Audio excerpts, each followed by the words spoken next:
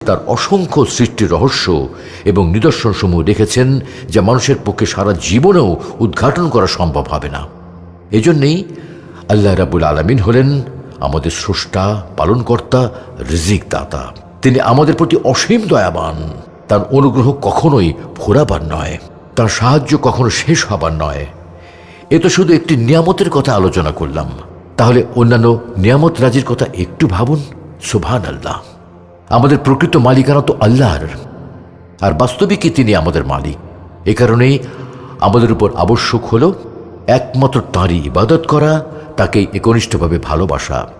একথা পরম সত্য যে যদি মহামহিম আল্লাহ রাব্বুল আলামিন চান, তাহলে তিনি মুহূর্তের মধ্যেই আমাদের সকলে প্রাণ হরণ করে নিয়ে যেতে পারেন, এবং এ ব্যাপারে তিনি সম্পূর্ণরূপে সক্ষম।